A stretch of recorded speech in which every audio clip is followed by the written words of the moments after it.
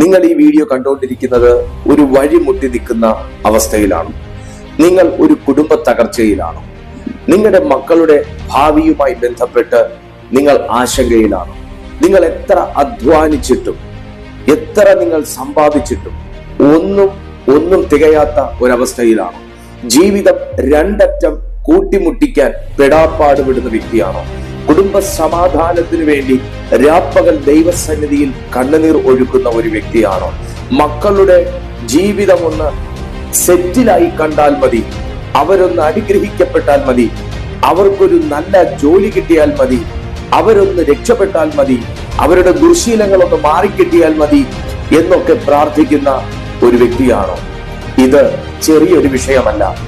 അവരെ ആക്രമിക്കുന്നത് ദുരാത്മാക്കളാണെന്നും ദുർഭൂതങ്ങളാണെന്നും പൈശാചിക ശക്തികളാണ് ഇതിന്റെയൊക്കെ പിന്നിൽ എന്നുമൊക്കെ ഒരുപക്ഷെ നിങ്ങൾക്കറിയാമായിരിക്കാം. അതിനെയൊക്കെ എതിരായി നിങ്ങൾ പ്രാർത്ഥിച്ചുകൊണ്ടിരിക്കുകയായിരിക്കാം. എന്നാൽ അവിടം കൊണ്ട് പരിഹാരം വരുന്നില്ല. അവിടം കൊണ്ട് എല്ലാത്തിനും അവസാനം വരുന്നില്ല. ഇതിന്റെ എല്ലാം പിന്നിൽ മറ്റ് ചില കാരണങ്ങളുണ്ട്. അതിനുവേണ്ടി നാം എടുക്കേണ്ട ചില നടപടികളുണ്ട്, നാം സ്വീകരിക്കേണ്ട ചില നിലപാടുകളുണ്ട്. ഇന്നത്തെ ഈ സന്ദേശം നിങ്ങൾ എന്താണ് നിങ്ങളുടെ ജീവിതത്തിൽ ഈ പറഞ്ഞ വിഷയങ്ങളുടെ മേലൊരു പൂർണ്ണ വിടുതൽ ഉണ്ടാകേണ്ടതിന് ചെയ്യേണ്ടത് എന്ന് നിങ്ങളോട് പറയുന്നൊരു സന്ദേശമാണ്. ഭാര്യ ഭർത്താക്കന്മാർ തമ്മിലുള്ള നിരന്തരമായ വഴക്കുകൾ, വീടുകൾക്കകത്തുള്ള കമ്മ്യൂണിക്കേഷൻ ഗ്യാപ്പുകൾ, ഇതിന്റെ എല്ലാം പിന്നിൽ വെറും ദുരാത്മാക്കളല്ല, അതിനപ്പുറമായി ചില ആഴത്തിലുള്ള സംഭവങ്ങളുണ്ട്. ഇന്നതിനെ വേരോടെ പിഴുതെടുക്കുവാൻ ദൈവത്തിന്റെ പരിശുദ്ധാത്മാവ് നിങ്ങളെ അധികാരപ്പെടുത്തുന്ന ദിവസമാണ്. അല്പം പോലും സമയം പാഴാക്കാതെ പൂർണ്ണമായി ഈ സന്ദേശത്തിലേക്ക് നിങ്ങളുടെ ഹൃദയത്തെ സമർപ്പിക്കുക. പരിശുദ്ധാത്മാവ് നിങ്ങളുടെ ജീവിതത്തിൽ ഒരത്ഭുതം ചെയ്യാൻ പോകുന്ന ദിവസമാണ്. ജീവിതത്തിൽ പ്രശ്നങ്ങളില്ലാത്ത ആരുമില്ല, പ്രതിസന്ധികൾ അനുഭവിക്കാത്തവരായി ആരുമില്ല, തടസ്സങ്ങൾ ഉണ്ടാകാത്തവരായി ആരുമില്ല, നഷ്ടങ്ങൾ ഉണ്ടാകാത്തവരായി ആരുമില്ല, പിണങ്ങാത്തവരായി ആരുമില്ല, വഴക്കിടാത്തവരായി ആരുമില്ല.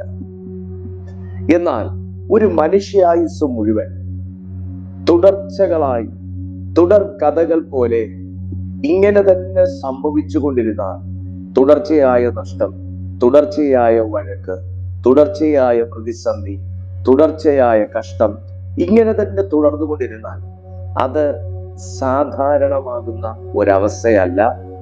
ആ അവസ്ഥയുടെ പിന്നിൽ അസാമാന്യമാകുന്ന മറ്റെന്തോ ഒരു ഘടകമുണ്ട്. ഇന്ന് നിങ്ങൾ ഒരു കുടുംബ പ്രതിസന്ധിയിൽ നിൽക്കുകയാണെങ്കിൽ, ഒരു കുടുംബ പ്രശ്നത്തിൽ നിൽക്കുകയാണെങ്കിൽ, നിങ്ങൾ മക്കളുടെ ഭാവിയുമായി ബന്ധപ്പെട്ട് ഒരു പ്രതിസന്ധിയിലാണെങ്കിൽ, നിങ്ങളുടെ ജീവിതത്തിൽ ഇതുവരെ നിങ്ങളുടെ കോളിംഗ് എന്താണ് എന്ന് കണ്ടുപിടിക്കാൻ പറ്റിയിട്ടില്ല എന്നുണ്ടെങ്കിൽ, നിങ്ങൾക്കൊന്നും ആകാൻ കഴിഞ്ഞിട്ടില്ല എന്നുണ്ടെങ്കിൽ, നിങ്ങൾ സമാധാനം എന്തെന്നറിഞ്ഞിട്ട്, സന്തോഷം എന്തെന്നറിഞ്ഞിട്ട്, സ്വസ്ഥത എന്തെന്നറിഞ്ഞിട്ട്, സുഖമായി ഒന്ന് ഉറങ്ങിയിട്ട് വർഷങ്ങൾ ഏറെയായി എങ്കിൽ, ഇന്നത്തെ ഈ സന്ദേശത്തിൽ നിങ്ങൾക്ക് എടുക്കുവാനുള്ള ഒത്തിരി കാര്യങ്ങളുണ്ട്, നിങ്ങൾ മനസ്സിലാക്കാനുള്ള ഒത്തിരി കാര്യങ്ങളുണ്ട്. കേവലം ഒരു ഭൂതമെന്നോ പിശാചെന്നോ സാത്താനി ആക്രമണമെന്നോ പറഞ്ഞു പോകാതെ അതിന്റെ പിന്നിൽ ഇതൊക്കെയാണെങ്കിൽ എങ്ങനെ അതിനെ തരണം ചെയ്യണമെന്നും, എന്നാൽ കേവലം ഒരു സാത്താനി ആക്രമണമാണോ ഇതിന്റെ പിന്നിൽ എന്നുമൊക്കെ നിങ്ങൾക്ക് വ്യക്തമായി മനസ്സിലാക്കാൻ കഴിയുന്ന ഈ സന്ദേശം നിങ്ങൾ തീർച്ചയായിട്ടും പൂർണ്ണമായി കാണാൻ ശ്രമിക്കുക. നിങ്ങൾക്ക് ഈ സന്ദേശം അനുഗ്രഹമാകുന്നുവെങ്കിൽ ഈ വീഡിയോയ്ക്ക് ഇപ്പോൾ തന്നെ നിങ്ങൾ ഒരു ലൈക്ക് കൊടുത്ത് ഈ വീഡിയോ തുടരുക. വീഡിയോ കണ്ടതിന് ശേഷം നിങ്ങൾക്ക് കഴിയുന്നത്ര ജനങ്ങൾക്ക്, കഴിയുന്നത്ര സുഹൃത്തുക്കൾക്ക്, രക്തബന്ധങ്ങൾക്ക്, സഹവിശ്വാസികൾക്ക് ഈ വീഡിയോ നിങ്ങൾ ഷെയർ ചെയ്യുക. കാരണം ഇത് ലോകം മുഴുവനും, വിവിധ ഭാഷകളിലുള്ളവർ വരെ അഭിമുഖീകരിക്കുന്ന ഒരു പ്രശ്നമാണ്. അതിന്റെ പൂർണ്ണ പരിഹാരത്തെ കുറിച്ചാണ്, അതിന്റെ കാരണങ്ങളെ കുറിച്ചാണ് ഇന്നത്തെ ഈ സന്ദേശത്തിൽ ഞാനൊരു 15-20 മിനിറ്റ് എടുത്ത് സംസാരിക്കാൻ ആഗ്രഹിക്കുന്നത്. പ്രശ്നങ്ങൾ ജീവിതത്തിൽ സാധാരണമാണ്, പരീക്ഷകൾ ജീവിതത്തിൽ സാധാരണമാണ്. എന്നാൽ നമ്മുടെ ജന്മം തന്നെ ഒരു പ്രശ്നങ്ങൾക്ക് വേണ്ടിയിട്ടാണ് എന്ന് വരുന്നൊരവസ്ഥ. നമ്മുടെ ഈ ജീവിതം തന്നെ പ്രതിസന്ധികൾ അനുഭവിച്ച് തീർക്കാൻ വേണ്ടി മാത്രമാണ് എന്ന് വരുന്നൊരവസ്ഥ. ജീവിതത്തിൽ എല്ലാവരും എന്തെങ്കിലുമൊക്കെ ആകുന്നു, എന്നാൽ നിങ്ങൾക്ക് മാത്രം അല്ലെങ്കിൽ നിങ്ങളുടെ മക്കൾക്ക് മാത്രം ഒന്നുമാകാൻ പറ്റാത്ത ഒരവസ്ഥ.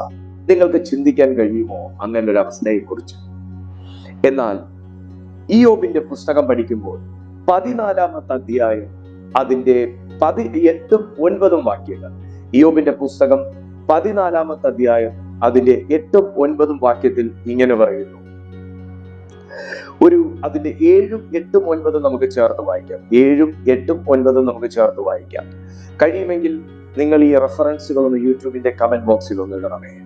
ഒരു വൃക്ഷമായിരുന്നാൽ പ്രത്യാശയുണ്ട്, അതിനെ വെട്ടിയാൽ പിന്നെയും പൊട്ടിക്കിളർക്കും. അത് ഇളം കൊമ്പുകൾ വിടാതിരിക്കയില്ല. അതിന്റെ വേർ നിലത്ത് പഴകിയാലും അതിന്റെ കുറ്റി മണ്ണിൽ കെട്ടുപോയാലും വെള്ളത്തിന്റെ ഗന്ധം കൊണ്ട് അത് കിളിർക്കും, ഒരു തൈ പോലെ തളിർ വിടും. ഞാൻ അടക്കമുള്ള ദൈവദാസന്മാർ ഈ വചനം ഏറ്റവും അനുകൂലമാകുന്ന നിലയിലാണ് പ്രസംഗിച്ചിട്ടുള്ളത്. കാരണം ഇത് ഇയ്യോബിന്റെ ജീവിതത്തെ കുറിച്ച് പറയുന്നത്. ഒരു വൃക്ഷം പോലെ ആ മനുഷ്യനെ വേർപെട്ടു പോകാത്തടത്തോളം കാലം ഒരു മനുഷ്യനെ ദൈവത്തിന്റെ പരിശുദ്ധാത്മാവിന്റെ ഗന്ധം തട്ടി വളർത്തിയെടുക്കും തുടങ്ങിയ അനേക ആശയങ്ങൾ ഈ തിരുവെഴുത്തിൽ നിന്ന് ഞാൻ തന്നെ സംസാരിച്ചിട്ടുണ്ട്. എന്നാൽ എൻ്റെ ഇന്നത്തെ വിഷയം വരുന്നത് വൃക്ഷം എന്ന ഒരു സബ്ജക്റ്റും അതിന്റെ വേർ എന്ന ഒരു സബ്ജക്റ്റുമാണ്. അതിന്റെ വേര് വൃക്ഷം.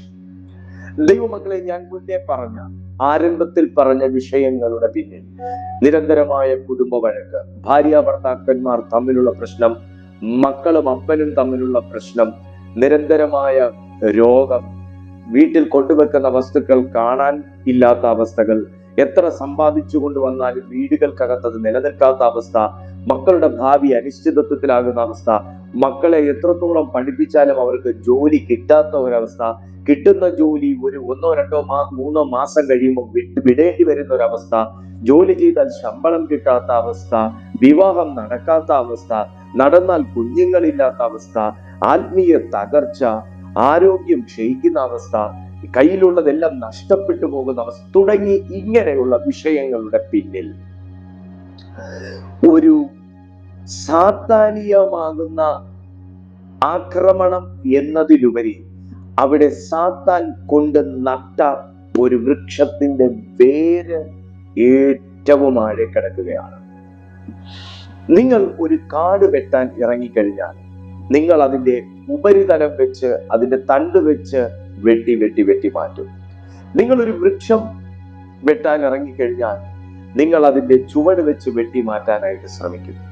എന്നാൽ ഏറ്റവും ആഴത്തിൽ കിടക്കുന്ന വേരുകളെ കുറിച്ച് പലപ്പോഴും മനുഷ്യർ ചിന്തിക്കാറില്ല.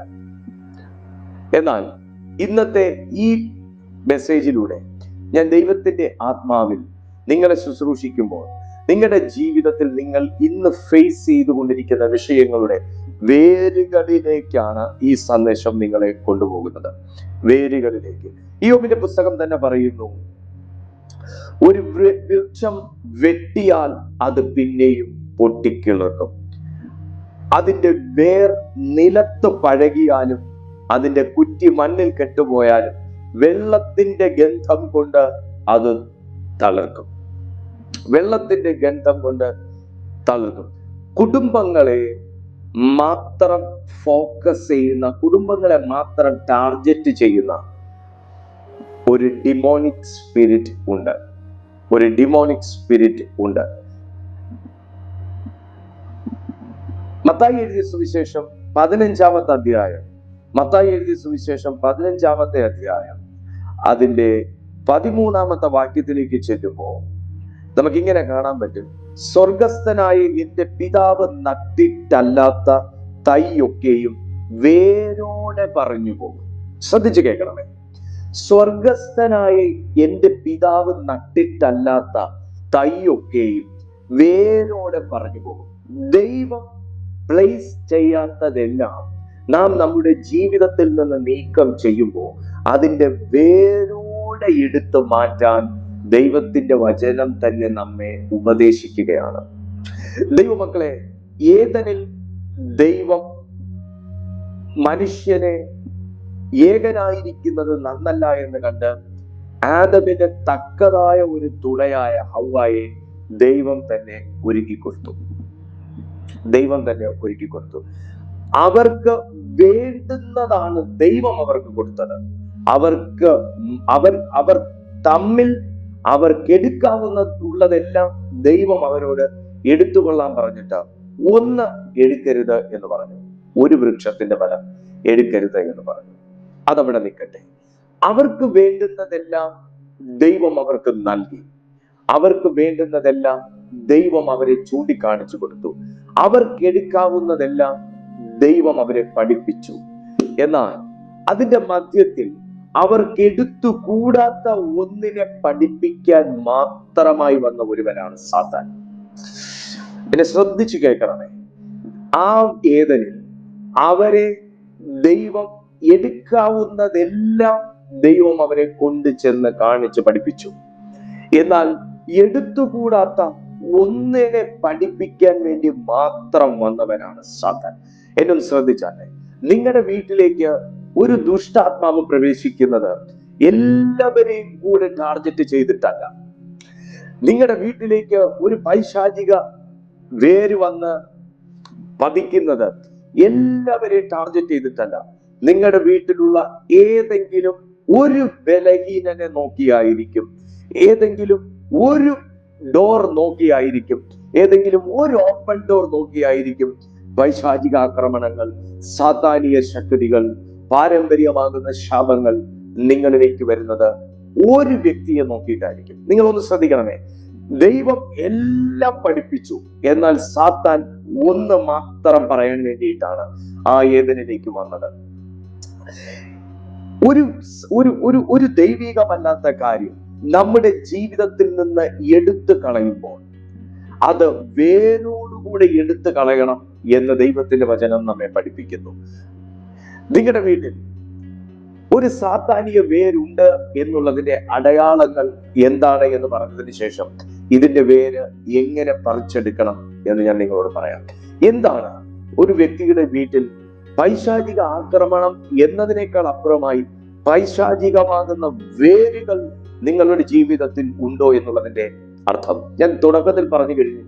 അടിക്കടി ഉണ്ടാകുന്ന കുടുംബ വഴക്ക്, ഭാര്യ ഭർത്താക്കന്മാർ തമ്മിൽ നിരന്തരം വഴക്കുണ്ടാക്കുക, അവർ ഇന്ന് ഇണക്കമായിരിക്കുമെങ്കിൽ നാളെ പിണക്കമായിരിക്കുന്ന അവസ്ഥ, 2 ദിവസം സന്തോഷമായിരിക്കുമെങ്കിൽ 7 ദിവസം വഴക്കായിരിക്കുന്ന അവസ്ഥ, മക്കൾ നല്ല രീതിയിൽ പഠിച്ചുകൊണ്ടിരുന്ന മക്കൾ വേഗത്തിൽ പഠനത്തിൽ നിന്ന് കീഴ്പോട്ട് പതിക്കുന്ന അവസ്ഥ, നല്ല രീതിയിൽ മാർക്ക് വാങ്ങിക്കൊണ്ടിരുന്ന കുഞ്ഞ് എത്ര ശ്രമിച്ചിട്ടും മാർക്ക് വാങ്ങാത്ത അവസ്ഥ, എപ്പോഴും പഠിക്കുന്ന കാര്യത്തെക്കുറിച്ച് മാത്രം സംസാരിക്കുകയും താല്പര്യമുണ്ടായിരുന്നതുമാകുന്ന കുട്ടി പഠിത്തം എന്ന് പറയുന്ന ഒരു മേഖല തന്നെ വെറുത്തു പോകുന്ന ഒരവസ്ഥ, നല്ല സ്വഭാവത്തിൽ നിന്നൊരു വ്യക്തി പെട്ടെന്ന് വേറൊരു ക്യാരക്ടറായി, വേറൊരു വേർഷനായി തന്നെ മാറുന്ന, വീട്ടുകാർക്ക് പോലും മനസ്സിലാകാത്തൊരു സ്വഭാവത്തിലേക്ക് തിരിയുന്ന ഒരവസ്ഥ, നന്നായി കുടുംബം നോക്കിക്കൊണ്ടിരുന്ന ഭർത്താവ് വേഗത്തിൽ അതിൽ നിന്നൊക്കെ മാറുന്ന ഒരവസ്ഥ,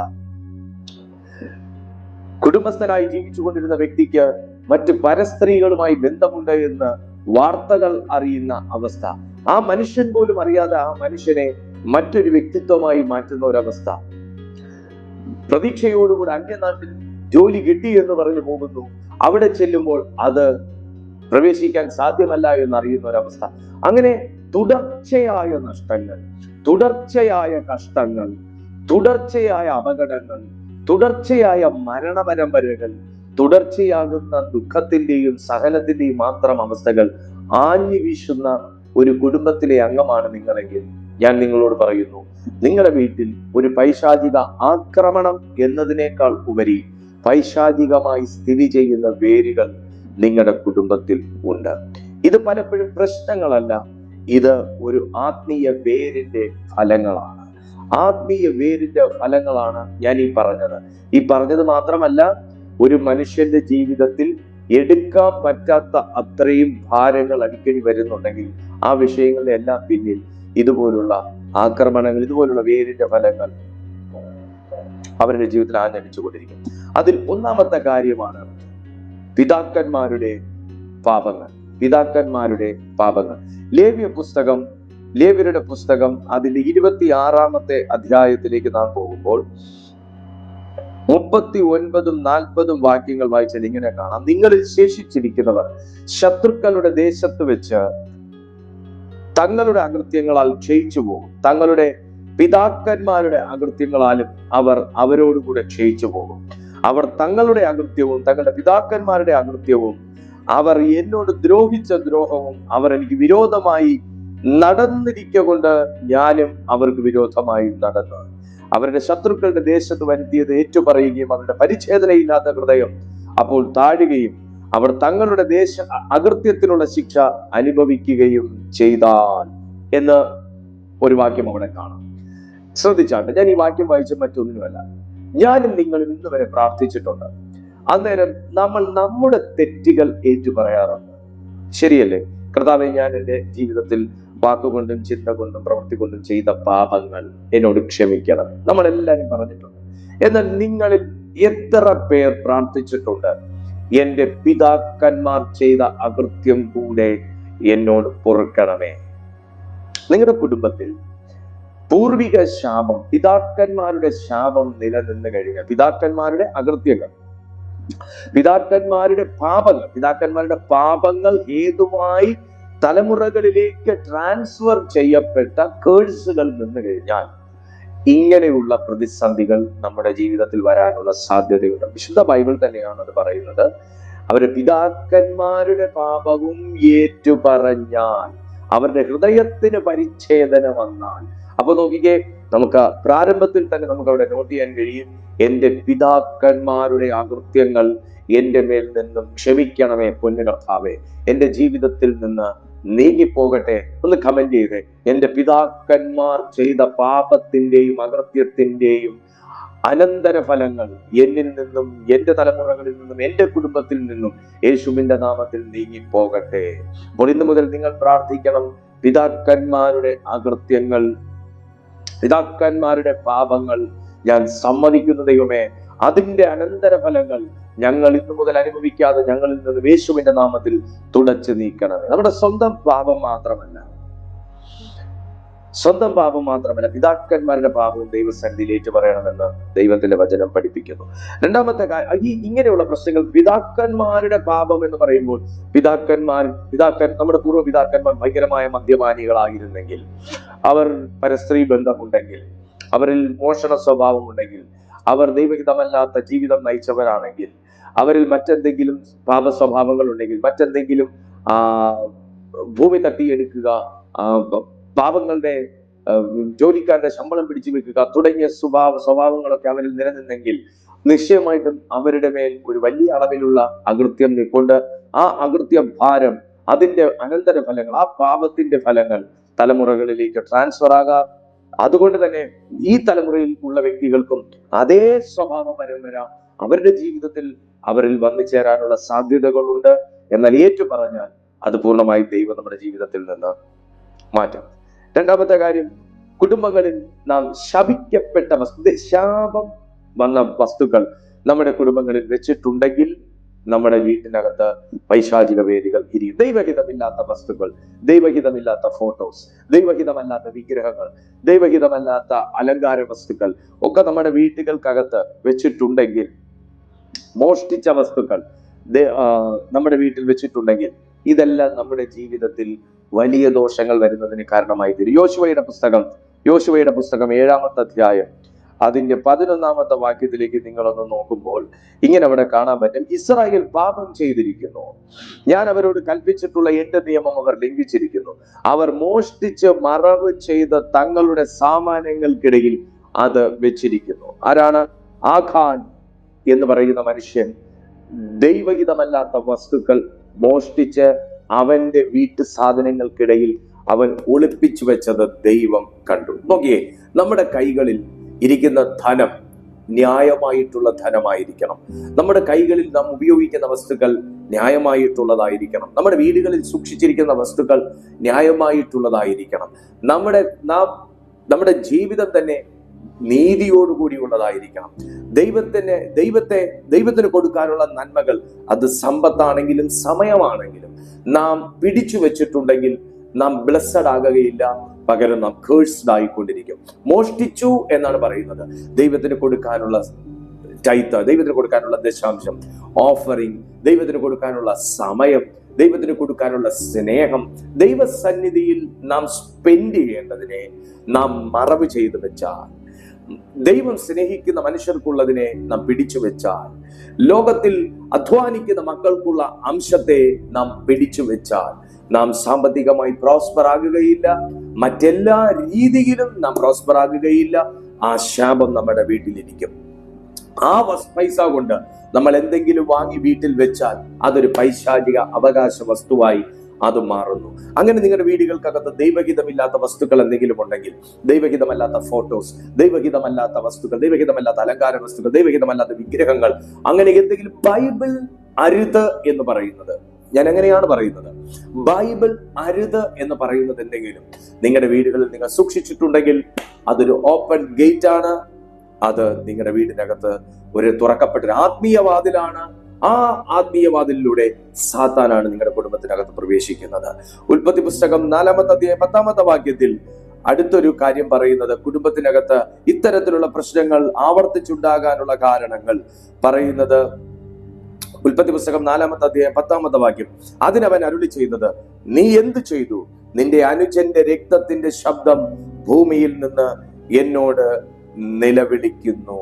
നോക്കിയേ, കുടുംബത്തിൽ ഒരു രക്തച്ചൊരിച്ചിൽ ഉണ്ടായിട്ടുണ്ടെങ്കിൽ, നമ്മുടെ പൂർവികന്മാരുടെ കാലത്ത് ഒരു രക്തച്ചൊരിച്ചിൽ, ഒരു കൊലപാതകം, കുറ്റം ചെയ്യാത്തവന്റെ രക്തം നമ്മുടെ മണ്ണിൽ വീഴുക, ഒരു വ്യക്തിയെ മർദ്ദിക്കുക, ഒരു വ്യക്തിയെ ദ്രോഹിക്കുക, ഒരു വ്യക്തിയെ കൊന്നുകളയുക, ഒരു വ്യക്തിയോട് അന്യായം ചെയ്യുക, അങ്ങനെയുള്ള കാര്യങ്ങൾ, ഭൂമി തട്ടിപ്പ് നടത്തുക, ചതിക്കുക, അതിലൂടെ ആ മനുഷ്യൻ പോയി സൂയിസൈഡ് ചെയ്യുക, അങ്ങനെയുള്ള കാര്യങ്ങളൊക്കെ നടന്നിട്ടുണ്ടെങ്കിൽ നമ്മെ പ്രതിയോ നമ്മുടെ പൂർവ്വപിതാക്കന്മാരെ പ്രതിയോ ഒരു വ്യക്തി വേദന കൊണ്ട് പോയി സൂയിസൈഡ് ചെയ്യുക, അദ്ദേഹത്തെ മനഃപൂർവ്വമായി കൊന്നുകളയുക, മനഃപൂർവ്വമായി സംഘം ചേർന്ന് ആക്രമിക്കുക, മനഃപൂർവ്വമായി ആ വ്യക്തിയുടെ ഭൂമി തട്ടിയെടുക്കുക തുടങ്ങിയ കാര്യങ്ങൾ ചെയ്തിട്ടുണ്ടെങ്കിൽ ആ വ്യക്തിയുടെ രക്തം നമ്മുടെ ജീവിതത്തിൽ സംസാരിക്കും. ഓ ഹല്ലേലൂയ. നമുക്കൊന്നും അറിയത്തില്ല, നമ്മൾ വളരെ ന്യായത്തോടും നീതിയോടും ജീവിക്കുന്നു, കുടുംബമായി ജീവിക്കുന്നു. പക്ഷേ ഇങ്ങനെയുള്ളത് നമ്മുടെ ജീവിതത്തിന് നേരെ ക്ലൈം ചെയ്തുകൊണ്ടിരിക്കും. ആ രക്തം ആത്മമണ്ഡലത്തിൽ സാക്ഷ്യം പറഞ്ഞുകൊണ്ടിരിക്കും. അത് നമ്മുടെ കുടുംബത്തെ ബാധിക്കും. എന്നാൽ ഇന്ന് യേശുവിന്റെ നാമത്തിൽ പറയും, കർത്താവേ, അങ്ങയുടെ രക്തത്താൽ ഈ പറയപ്പെട്ട രീതിയിൽ എന്തെങ്കിലും ഒന്ന് എന്റെ കുടുംബത്തിന് നേരെ, കുടുംബജീവിതത്തിന് നേരെ ആക്രമിക്കുന്നുണ്ടെങ്കിൽ യേശുവിന്റെ നാമത്തിൽ ഇപ്പോൾ അത് നീങ്ങിപ്പോകട്ടെ എന്ന് നിങ്ങൾ പറയുക. 4-ാമത്തെ കാര്യം എന്താണെന്ന് ചോദിച്ചാൽ, നാം ചെയ്തിരിക്കുന്ന അനധികൃതമാകുന്ന ആത്മീയ ഉടമ്പടികൾ. യെശയ്യാവിന്റെ പ്രവചന പുസ്തകം 28-ാമത്തെ അധ്യായം, യെശയ്യാവിന്റെ പ്രവചന പുസ്തകം 28-ാമത്തെ അധ്യായം, ഓ താങ്ക് യു ജീസസ്, അതിന്റെ 15-ാമത്തെ വാക്യത്തിലേക്ക് നോക്കുമ്പോ, ഞങ്ങൾ മരണത്തോട് സഖ്യതയും പാതാളത്തോട് ഉടമ്പടിയും ചെയ്തിരിക്കുന്നു. പ്രവഹിക്കുന്ന ബാധ ആക്രമിക്കുമ്പോൾ അത് ഞങ്ങളോട് അടുത്ത് വരികയില്ല. ഞങ്ങൾ ഭോഷ്കിനെ ശരണമാക്കി വ്യാജത്തിൽ ഒളിച്ചിരിക്കുന്നു എന്ന് നിങ്ങൾ പറഞ്ഞുവല്ലോ. ഭോഷ്കിനെ ശരണമാക്കി വ്യാജത്തിൽ ഒളിച്ചിരിക്കുന്നു. നോക്കിയേ, അനധികൃതമാകുന്ന ആത്മീയ ഉടമ്പടികൾ.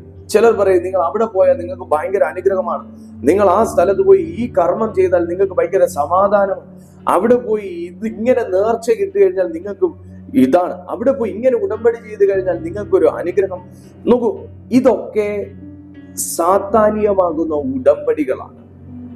വചനം യെശയ്യാവിൽ പറയുന്നു, ഞങ്ങൾ ഭോഷ്കിനെ ശരണമാക്കി എന്ന് പറഞ്ഞാൽ വ്യാജത്തെ ശരണമാക്കി, കള്ളത്തരത്തെ ശരണമാക്കി വ്യാജത്തിൽ ഒളിച്ചിരിക്കുന്നു എന്ന് നിങ്ങൾ പറഞ്ഞുവല്ലോ. ഇതൊക്കെ താൽക്കാലികമാണ് എന്ന് മാത്രമല്ല, നിങ്ങളുടെ ജീവിതത്തിൽ ഭിന്നത്തിൽ സർപ്പം പോലെ തിരിഞ്ഞു കടിക്കുന്ന മഹാവിപത്തുകൾ കൊണ്ടുവരുന്ന സംഗതിയും കൂടെയാണ് ദൈവഹിതമല്ലാത്ത ആത്മീയ ഉടമ്പടികൾ. ഞാനൊന്നും എടുത്തെടുത്ത് പറയുന്നില്ല, ഞാൻ പറയുമ്പോൾ തന്നെ നിങ്ങൾക്കറിയാം, ദൈവഹിതമല്ലാത്ത ചില കാര്യങ്ങളിൽ പോയി ആശ്രയിച്ച് അതിലൂടെ പരിഹാരം കൊണ്ടുവരാൻ ആരെങ്കിലും പോയിട്ടുണ്ടെങ്കിൽ ദൈവത്തോട് ക്ഷമ പറയുക, കർത്താവേ, ഞാൻ ഇങ്ങനെ ഒരു പാപം ചെയ്തു, അതെന്റെ ജീവിതത്തിൽ വാദിക്കരുതേ, എന്നോട് ക്ഷമിക്കണമേ എന്ന് പറഞ്ഞാൽ നിങ്ങൾ ദൈവത്തോട് മാപ്പ് ചോദിക്കുക. ചില രക്ത ഉടമ്പടികൾ വരെ ചെയ്യുന്ന സ്ഥലങ്ങളുണ്ട്. അവർ പറയുന്ന കാര്യങ്ങളെല്ലാം കയ്യിരിക്കുന്ന പൈസയും കൊടുത്ത് അവർ പറയുന്ന കാര്യങ്ങളും ചെയ്ത് രക്ത ഉടമ്പടികൾ വരെ ചെയ്യുന്ന കാര്യങ്ങളുണ്ട്. വളരെ വലിയ ദോഷമാണ്.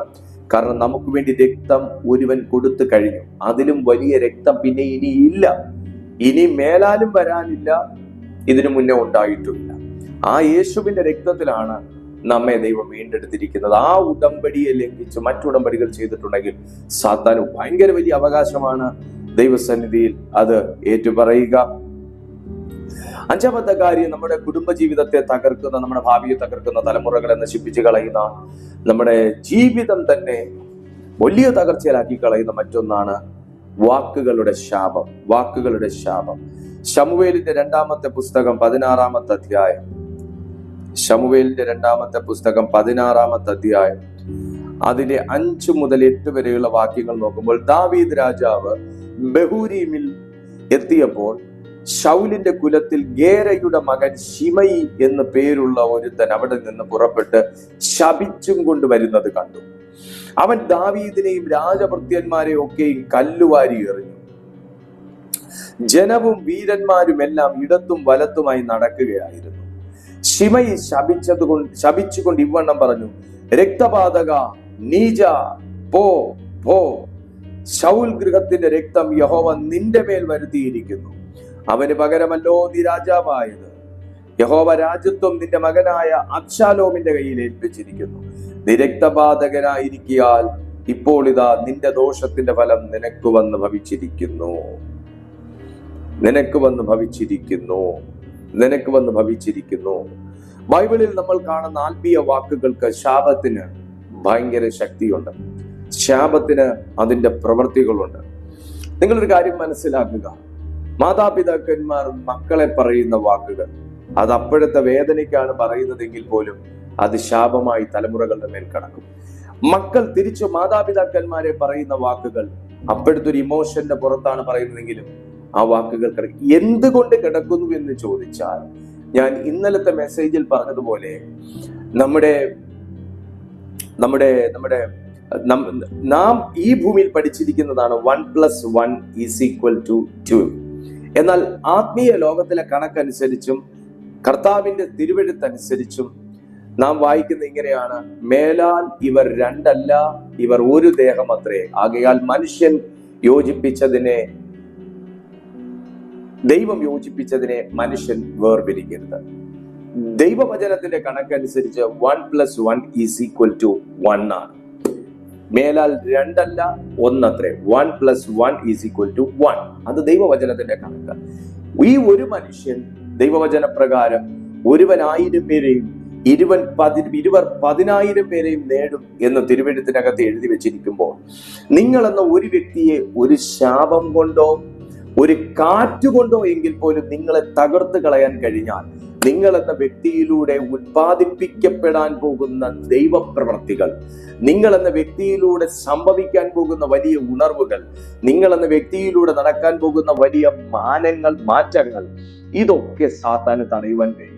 അതുകൊണ്ട് ഒരു ചെറിയ ലഘുവായ വാക്കുപോലും വേഗത്തിൽ നിങ്ങളുടെ മേൽ ആക്രമിക്കുവാൻ സാത്താൻ അതിനെ ഉപയോഗിക്കും. അതുകൊണ്ട് മാതാപിതാക്കളെ, നീ ഒന്നും ഗതി പിടിക്കാനുള്ളതല്ല എന്നെങ്കിലും നിങ്ങൾ ലളിതമായി പറഞ്ഞ വാക്കുപോലും അവരുടെ മേൽ ഒരുപക്ഷെ ശാപമായി കിടപ്പുണ്ടെങ്കിൽ ഇന്നൊന്ന് പറഞ്ഞേ, യേശുവിന്റെ നാമത്തിൽ ഞാൻ അറിയാതെ എന്റെ വികാരത്തിന്റെ പുറത്ത് എന്റെ തലമുറകളെ പറഞ്ഞ ശാപവാക്കുകൾ ഞാൻ തന്നെ യേശുവിന്റെ നാമത്തിൽ മുറിച്ചു മാറ്റുന്നു എന്ന്. അതുപോലെ നിങ്ങൾ ആരാണെങ്കിലും ആരെയെങ്കിലും നിങ്ങൾ പറഞ്ഞ ശാപം വാക്കുകൾ നിങ്ങൾക്ക് ഓർമ്മയുണ്ടെങ്കിലും ഇല്ലെങ്കിലും അറിയാതെയെങ്കിലും ഞാൻ ഇതുപോലെയൊക്കെ പറഞ്ഞിട്ടുണ്ട് എന്നൊരാശയമെങ്കിലും ഉള്ളിൽ കിട്ടുന്നെങ്കിൽ പറയുക, യേശുവിന്റെ നാമത്തിൽ ഞാൻ പറഞ്ഞ ശാപവാക്കുകളെ ഞാൻ പൂർണ്ണമായും റദ്ദു ചെയ്യുന്നു എന്ന് നിങ്ങൾ പറയുക. നീ ഒരിക്കലും നന്നാകത്തില്ല, നിന്റെ വീട്ടിൽ സമാധാനം ഉണ്ടാകത്തില്ല. നിങ്ങൾ തന്നെ നിങ്ങളെ കുറിച്ച് പറഞ്ഞു, ഞാനൊക്കെ ഒരു ഗതി പിടിക്കാത്ത ജന്മമാണ്, ഈ വീടൊരു ശപിക്കപ്പെട്ട വീടാണ്, എന്റെ ജന്മം ഒരു ശപിക്കപ്പെട്ട ജന്മമാണ് തുടങ്ങി വാക്കുകൾ നിങ്ങൾ തന്നെ നിങ്ങളെ പറഞ്ഞാൽ അതും ഒരു ശാപമായി കിടക്കും. ഞാൻ ഇങ്ങനെയൊക്കെ കിടന്ന് അനുഭവിക്കാനായി എന്റെ വിധി എന്നൊക്കെ നിങ്ങൾ പറഞ്ഞാൽ ആ വിധി അങ്ങനെ തന്നെ കിടക്കും. എന്നാൽ യേശുവിന്റെ നാമത്തിൽ ഇപ്പോൾ അതിനെ ബ്രേക്ക് ചെയ്യുക. ഇപ്പോൾ തന്നെ നിങ്ങൾക്ക് അതിനകത്ത് നിന്ന് വിടുതലെടുക്കാനായി കഴിയും. 6-ാമത്തെ കാര്യം, ആത്മീയമാകുന്ന മതിലുകൾ അല്ലെങ്കിൽ കുടുംബ തടസ്സങ്ങൾ. നോക്കിയ വിലാപങ്ങളുടെ പുസ്തകത്തിലേക്ക് വന്നാണ്. വിലാപങ്ങളുടെ പുസ്തകം മൂന്നാമത്തെ അധ്യായം,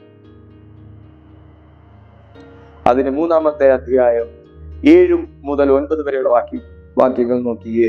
പുറത്തു പോകുവാൻ കഴിയാതവണ്ണം അവൻ എന്നെ വേലി കെട്ടി അടച്ചു, എന്റെ ചങ്ങലയെ ഭാരമാക്കിയിരിക്കുന്നു. ഞാൻ കൂകി നിലവിളിച്ചാലും അവൻ എന്റെ പ്രാർത്ഥന തടുത്തു കളയും.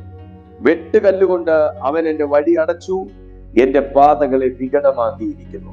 നിങ്ങൾ ഇന്ന് അനുഭവിക്കുന്ന പോരാട്ടം ഇതല്ലേ? എത്ര ശ്രമിച്ചാലും നിങ്ങൾക്ക് പുറത്തു കടക്കാൻ കഴിയാത്ത അവസ്ഥ, എത്ര ശ്രമിച്ചാലും നിങ്ങൾക്ക് മുന്നേറ്റമില്ലാത്ത ഒരവസ്ഥ, എത്ര അവസരങ്ങൾ നിങ്ങൾക്ക് ചുറ്റുമുള്ളവർക്ക് വന്നാലും നിങ്ങൾക്ക് വരാത്ത ഒരവസ്ഥ, നിങ്ങൾ എത്ര ശ്രമിച്ചാലും ജീവിതം പച്ചപിടിക്കാത്ത ഒരവസ്ഥ, തുടർച്ചയായി വിവാഹങ്ങൾ തകരുന്നു, വിവാഹ ആലോചനകൾ വന്നിട്ട് നടക്കുന്നില്ല, വിവാഹ ബന്ധങ്ങൾ തകർന്നു പോകുന്നു, മക്കൾക്ക് നിത്യവും രോഗം, ഇടയ്ക്കിടയ്ക്ക് വീഴ്ച, അസ്ഥിപൊട്ടൽ, ആശുപത്രിവാസം, മരണങ്ങൾ, തകർച്ചകൾ, സമ്പാദ്യങ്ങൾ പോലും കൈവിട്ടും നശിച്ചും നഷ്ടപ്പെട്ടും പോകുന്ന അവസ്ഥ, ലഭിക്കാനുള്ള നന്മകൾ പോലും ലഭിക്കാത്ത അവസ്ഥ. ബൈബിൾ പറയുന്നു, വഴി തടയുന്ന ഒരു ശക്തി, വഴി തടയുന്ന ശക്തി. അവൻ എന്റെ വഴിയെ കല്ലുകൊണ്ട് അടച്ചു. ഇതിന് ആത്മീയ മതിലുകൾ എന്ന് പറയും. ഇതൊക്കെ ഒരു സ്പിരിച്വൽ ബ്ലോക്കാണ്. ആ സ്പിരിച്വൽ ബ്ലോക്കിന് ഇത് ആത്മമണ്ഡലത്തിലെ പ്രവൃത്തികളാണ്. ആത്മമണ്ഡലത്തിൽ നടക്കേണ്ട വിടുതലുകൾക്ക് ഭൂമിയിൽ നമ്മൾ മുഷ്ടിയുദ്ധം ചെയ്തിട്ട് കാര്യമില്ല. പകരം ആത്മാവിൽ പ്രാർത്ഥിച്ച് ആത്മമണ്ഡലത്തിൽ കടന്ന് ഈ വാതിലുകളെ തകർക്കണം. എങ്കിൽ മാത്രമേ നിങ്ങൾക്ക് ഒരു വിടുതലുള്ളൂ. ഇതിന്റെ പരിഹാരം എന്താണ്? ഇതിന്റെ വേരുകളെ പറിച്ച്. ഇതെല്ലാം വേരുകളാണ്. ഇതൊന്നും നമുക്ക് കാണാൻ കഴിയുന്നതല്ല. പിതാക്കന്മാർ ചെയ്തത് 20 വർഷം മുമ്പേ, 50 വർഷം മുമ്പേ, 100 വർഷം മുമ്പേ ഒക്കെ പിതാക്കന്മാർ ചെയ്ത കാര്യങ്ങൾ നമുക്ക് കാണാൻ സാധ്യമല്ല. പക്ഷെ അത് ആത്മമണ്ഡലത്തിൽ വാദിക്കും, ആത്മമണ്ഡലത്തിൽ തടസ്സങ്ങളായി എഴുന്നേൽക്കും. അതുകൊണ്ടാണ് യിരെമ്യാ പ്രവാചകന്റെ പുസ്തകം 1-ാമത്തെ അധ്യായം 10-ാമത്തെ വാക്യത്തിൽ യിരെമ്യാവിനോട് ദൈവം പറഞ്ഞത്, നടുവാനും പൊളിപ്പാനും ഇടിപ്പാനും പണിവാനും പിഴുതെടുക്കാനും പറിച്ചെടുക്കാനുമുള്ള അധികാരവും വചനവും ഞാൻ നിന്റെ വായിൽ തരും. വചനം കൊണ്ട് ഈ വേരുകളെ പറിച്ചെടുക്കുക, വചനം കൊണ്ട് ഈ വേരുകളെ പറിച്ചെടുക്കുക, വചനം കൊണ്ട് ഈ വേരുകളെ പറിച്ചെടുക്കുക. ദൈവം യിരെമ്യാവിനോട് പറഞ്ഞു, ആദ്യം പിഴുതെടുക്കണം, ആദ്യം പറിച്ചെടുക്കണം. ഇത് ആത്മാവിൽ ഒന്ന് പറഞ്ഞേ, ഞാൻ എന്റെ ജീവിതത്തിലുള്ള എല്ലാ സാത്താന്യ വേരുകളെയും പറിച്ചെടുക്കുന്നു, പിഴുതെടുക്കുന്നു എന്ന് പറഞ്ഞേ.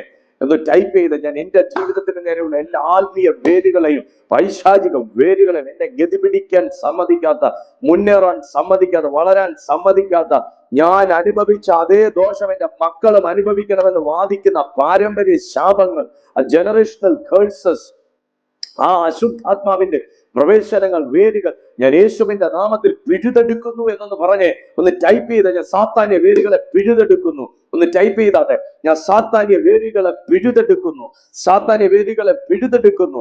അങ്ങനെ നിങ്ങൾ പിഴുതെടുക്കുകയാണെങ്കിൽ ഓരോന്നും ഓർമ്മ വരുന്നത് നിങ്ങൾ പറയുക. നിങ്ങളുടെ ജീവിതത്തിൽ നിങ്ങൾക്ക് ഓർമ്മ വരുന്നതിനെ നിങ്ങൾ പറയുക. പറഞ്ഞ വേരുകളെ ഞാൻ പിഴുതെടുക്കുന്നു, അതിന്റെ വേരുകളെ ഞാൻ പിഴുതെടുക്കുന്നു, അതിന്റെ വേരുകളെ പിഴുതെടുക്കുന്നു. എന്റെ മക്കളെ മുന്നോട്ട് വിടാതെ തടയുന്ന പൈശാചിക വേരുകളെ പിഴുതെടുക്കുന്നു എന്ന് നിങ്ങൾ ആവർത്തിച്ചു പറഞ്ഞ്, യേശുവിന്റെ രക്തത്തിൽ നിങ്ങൾ മുദ്ര പ്രാപിച്ച്, യേശുവിന്റെ നാമത്തിൽ നിങ്ങൾ വേലി കെട്ടി നിങ്ങൾക്ക് വിടുതലെടുക്കുവാൻ കഴിയും. നിങ്ങൾ ഇന്നു മുതൽ അങ്ങനെ ചെയ്യുകയാണെങ്കിൽ തീർച്ചയായും നിങ്ങൾ നിരന്തരമായി തുടർച്ചയായി അനുഭവിച്ചു കൊണ്ടിരിക്കുന്ന ഏതൊരു ബുദ്ധിമുട്ടും, അത് സാമ്പത്തികമാകട്ടെ, അത് ശാരീരികമാകട്ടെ, മാനസികമാകട്ടെ, ആത്മീയമാകട്ടെ, കുടുംബ സംബന്ധമായ വിഷയമാകട്ടെ, ഗ്രാജുവലി അതിനകത്ത് നിങ്ങൾക്ക് വിടുതൽ കണ്ടെത്തുവാനായി കഴിയും. ഇതിനകത്ത് ഒരുപാട് കാര്യങ്ങൾ പറയാൻ, മണിക്കൂറുകൾ നീണ്ടു നിൽക്കുന്ന കാര്യങ്ങൾ പറയാനുണ്ടെങ്കിലും 30 മിനിറ്റിൽ ഈ സന്ദേശം എനിക്ക് അവസാനിപ്പിക്കണമെന്നുള്ളത് കൊണ്ട് ഞാൻ ഒന്ന് ഓടിച്ചിട്ട് പറഞ്ഞതാണ്. ഇതിന്റെ തുടർച്ചയായ ക്ലാസ്സുകൾ ഈ നാളുകളിൽ ഈ യൂട്യൂബിൽ നടന്നുകൊണ്ടേയിരിക്കുന്നു. നിങ്ങൾക്ക് അത് ഈ ചാനൽ സബ്സ്ക്രൈബ് ചെയ്താൽ നിങ്ങൾക്ക് അത് ലഭ്യമാകും. അതുപോലെ ഇങ്ങനെയുള്ള സന്ദേശങ്ങൾ നിങ്ങൾക്ക് വേണമെന്നുണ്ടെങ്കിൽ കമന്റ് ബോക്സിലും ഡിസ്ക്രിപ്ഷൻ ബോക്സിലും ഞങ്ങളുടെ വാട്സ്ആപ്പ് കമ്മ്യൂണിറ്റിയുടെ ലിങ്ക് കൊടുത്തിട്ടുണ്ട്. ആ ലിങ്കിലൂടെ നിങ്ങൾ ഞങ്ങളുടെ വാട്സ്ആപ്പ് കമ്മ്യൂണിറ്റിയിൽ പ്രവേശിച്ചാലും ഇങ്ങനെയുള്ള മെസ്സേജുകൾ നിത്യവും നിങ്ങളുടെ വാട്സ്ആപ്പിൽ ലഭിച്ചുകൊണ്ടേയിരിക്കും. ഇത് പരമാവധി നിങ്ങൾ പ്രയോജനപ്പെടുത്തുക. ഈ സന്ദേശം തീർച്ചയായും നിങ്ങൾ നോട്ട് ചെയ്ത് വെച്ച് നിങ്ങൾ ആ രീതി ഫോളോ ചെയ്യുക. തീർച്ചയായും നിങ്ങളുടെ ജീവിതത്തിൽ വലിയ മാറ്റമായിരിക്കും. വേഗത്തിൽ ഈ വീഡിയോക്ക് ഒരു ലൈക്ക് കൊടുത്താട്ടെ. നിങ്ങളുടെ പ്രിയപ്പെട്ടവർക്ക് എല്ലാവർക്കും ഈ വീഡിയോ നിങ്ങൾ ഷെയർ ചെയ്ത് കൊടുത്താട്ടെ. കർത്താവ് നിങ്ങളുടെ ജീവിതത്തിൽ അനുഭവിക്കുന്ന എല്ലാ സ്ട്രഗിൾസിനെയും പൂർണ്ണമായി തുടച്ചു നീക്കി ഒരു ശോഭനമായ ഭാവി നിങ്ങൾക്ക് നിങ്ങളുടെ മക്കൾക്ക് നൽകട്ടെ എന്ന് ഞാൻ പ്രാർത്ഥിക്കുന്നു. അടുത്ത ദിവസം കാണാം. അതുവരെ തമ്മിൽ നമുക്ക് പ്രാർത്ഥനയിൽ ഓർക്കാം. God bless you.